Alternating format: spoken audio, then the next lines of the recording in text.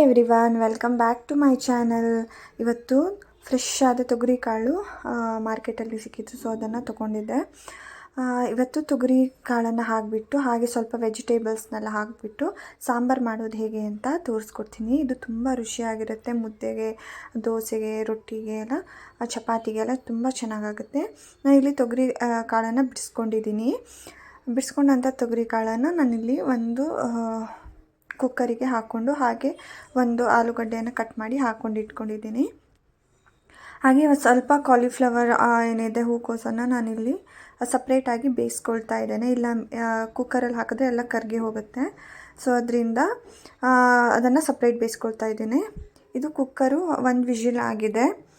ನಾನು ಒಂದೇ ವಿಷಲನ್ನ ತೆಗೆಸಿದ್ದೀನಿ. ಹಾಗೆ ಮಸಾಲೆಗೆ ನಾನಿಲ್ಲಿ ಸ್ವಲ್ಪ ತೆಂಗಿನಕಾಯಿನ ತೊಗೊಂಡು ಅದಕ್ಕೆ 2 ಟೊಮೆಟೊ, 1 ಈರುಳ್ಳಿ, ಹಾಗೆ ಸ್ವಲ್ಪ ಬೆಳ್ಳುಳ್ಳಿ, ಸ್ವಲ್ಪ ಹುಣಸೆ ಹಣ್ಣು, ಹಾಗೆ ಸ್ವಲ್ಪ ಅರಿಶಿನ, ಹಾಗೆ ಫ್ರೈ ಮಾಡಿದಂತಹ ಒಣಮೆಣಸಿನ್ಕಾಯಿ, ಸ್ವಲ್ಪ ಕೊತ್ತಂಬರಿ ಸೊಪ್ಪನ್ನು ಹಾಕ್ಕೊಂಡು ಇದಕ್ಕೆ ಸ್ವಲ್ಪ ಕೊತ್ತಂಬರಿ ಪುಡಿಯನ್ನು ನಾನಿಲ್ಲಿ ಹಾಕ್ಕೊಳ್ತಾ ಇದ್ದೇನೆ. ಪುಡಿ ಹಾಕಾದ್ಮೇಲೆ ಸ್ವಲ್ಪ ನೀರನ್ನು ಹಾಕ್ಕೊಂಡು ಇದನ್ನು ದಪ್ಪನೇದಾಗಿ ಹರ್ಕೊಂಡು ಬರ್ತಾ ಇದ್ದೇನೆ. ನೋಡಿ, ಮಸಾಲೆ ಇವಾಗ ರೆಡಿಯಾಗಿದೆ. ನಾನಿಲ್ಲಿ ಒಂದು ಪಾತ್ರೆಗೆ ಸ್ವಲ್ಪ ಕೊಬ್ಬರಿ ಎಣ್ಣೆನ ಹಾಕ್ಕೊಂಡು ಅದಕ್ಕೆ ಸಾಸಿವೆ, ಹಾಗೆ 1 ಒಣಮೆಣಸಿನ್ಕಾಯಿ, ಸ್ವಲ್ಪ ಕರಿಬೇವು ಸೊಪ್ಪನ್ನು ಹಾಕ್ಕೊಂಡು 1 ಈರುಳ್ಳಿಯನ್ನು ಹಾಕ್ಕೊಂಡು ನಾನು ಇದನ್ನು ಚೆನ್ನಾಗಿ ಫ್ರೈ ಮಾಡ್ಕೊಳ್ತಾ ಇದ್ದೇನೆ. ಈರುಳ್ಳಿ ಸ್ವಲ್ಪ ಫ್ರೈ ಆದಮೇಲೆ ನಾನು ಇದಕ್ಕೆ ಕಟ್ ಮಾಡಿ ಇಟ್ಕೊಂಡಂತಹ 2 ಬದನೆಕಾಯಿಯನ್ನು ಹಾಕ್ಕೊಳ್ತಾ ಇದ್ದೇನೆ. ಇದನ್ನು ನಾವು ಇದಕ್ಕೆ ಕುಕ್ಕರಿಗೆ ಹಾಕೋದ್ರಿಂದ ಇದು ಸಹ ಕರಗಿ ಹೋಗುತ್ತೆ. ಸೊ ಅದರಿಂದ ನಾನು ಈ ಥರ ಫ್ರೈ ಮಾಡ್ಕೊಳ್ತಾ ಇದ್ದೇನೆ. ಇದು ಎಲ್ಲ ಸ್ವಲ್ಪ ಸಾಫ್ಟ್ ಆಗೋ ತನಕ ಫ್ರೈ ಮಾಡ್ಕೊಳ್ಳಿ. ಎಣ್ಣೆಯಲ್ಲೇ ಇದು ಫ್ರೈ ಆಗಲಿ, ತುಂಬ ಟೇಸ್ಟ್ ಬರುತ್ತೆ. ನಾವೊಂದು ಲಿಡ್ನ ಕ್ಲೋಸ್ ಮಾಡಿಬಿಟ್ಟು ಸ್ವಲ್ಪ ಬೇಯಿಸ್ಕೊಂಡಿದ್ದೀನಿ. ನೋಡಿ, ಇವಾಗ ಬದನೆಕಾಯಿ 90% ಬೆಂದಿದೆ, ಸಾಫ್ಟ್ ಆಗಿದೆ. ಇದನ್ನು ಒಂದ್ಸಲ ಚೆನ್ನಾಗಿ ಮಿಕ್ಸ್ ಮಾಡ್ಕೊಳ್ತಾ ಇದ್ದೇನೆ. ಹಾಗೆ ಇದಕ್ಕೆ 1 ಹಸಿಮೆಣಸಿನ್ಕಾಯಿ ಮತ್ತು ಸ್ವಲ್ಪ ಟೊಮೆಟೊವನ್ನು ನಾನಿಲ್ಲಿ ಹಾಕ್ಕೊಳ್ತಾ ಇದ್ದೇನೆ. ಟೊಮೆಟೊ ಎಲ್ಲ ಹಾಕ್ಕೊಂಡಾದ್ಮೇಲೆ ಅದನ್ನು 1 ರಿಂದ 2 ನಿಮಿಷ ಚೆನ್ನಾಗಿ ಫ್ರೈ ಮಾಡ್ಕೊಳ್ಳಿ. ಇವಾಗ ನಾನು ಬೇಯಿಸಿಟ್ಕೊಂಡಂತಹ ಆಲೂಗಡ್ಡೆ ಮತ್ತು ತೊಗರಿ ಕಾಳನ್ನು ಇದಕ್ಕೇ ಹಾಕ್ಕೊಳ್ತಾ ಇದ್ದೇನೆ.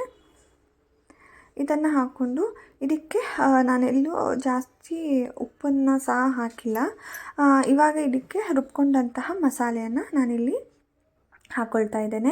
ಹಾಗೆ ಮಿಕ್ಸಿ ಜಾರಿಗೆ ಸ್ವಲ್ಪ ನೀರನ್ನು ಹಾಕ್ಕೊಂಡು ಮಸಾಲೆಗೆ ಅದೇ ನೀರನ್ನು ಸಹ ಸ್ವಲ್ಪ ಹಾಕ್ಕೊಳ್ತಾ ಇದ್ದೇನೆ. ಮಿಕ್ಸಿ ತೊಳೆದ ನೀರನ್ನು ಅದಕ್ಕೆ ಹಾಕ್ಕೊಂಡಿದ್ದೀನಿ. ಜಾಸ್ತಿ ನೀರು ಹಾಕ್ಕೊಳ್ಳೋದಕ್ಕೆ ಹೋಗಬೇಡಿ, ಸಾಂಬಾರು ಆಮೇಲೆ ದಪ್ಪನೆ ಬರಲ್ಲ, ತುಂಬ ತೆಳ್ಳಗಾಗಿಬಿಡುತ್ತೆ.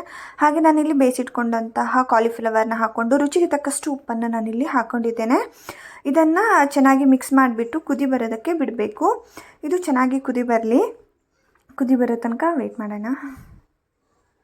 ನೀವು ಇದನ್ನು ಕುದಿ ಬರೋದಕ್ಕೆ ಇಟ್ಟಾಗ ಆವಾಗವಾಗ ಸ್ವಲ್ಪ ಚೆಕ್ ಮಾಡಿ, ಸೌಟಾಕಿ ಸ್ವಲ್ಪ ತಿರುಗಿಸ್ತಾ ಇರಿ.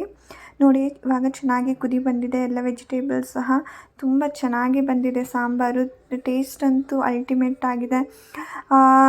ನೀವು ಸಹ ಖಂಡಿತ ಈ ಥರ ಹಸಿ ತೊಗರಿ ಕಾಳು ಬಂದಾಗ ಖಂಡಿತ ಮರೀದೆ ಈ ಥರ ಒಂದು ರೆಸಿಪಿಯನ್ನು ಮಾಡಿ. ನೀವು ಇದು ರೈಸಿಗೆ ಮಾತ್ರವಲ್ಲ, ಖಾಲಿ ಚಪಾತಿಗೆ ತಿನ್ಬೋದು, ದೋಸೆಗೆ ತಿನ್ಬೋದು, ಇಲ್ಲ ರಾಗಿ ಮುದ್ದೆ ಜೊತೆ ಸಾಂಬಾರು ಹಾಕಿ ತಿನ್ಬೋದು.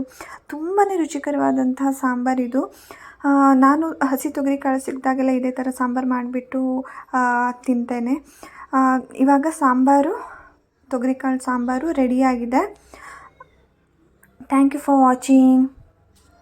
Please subscribe to my channel. Thank you.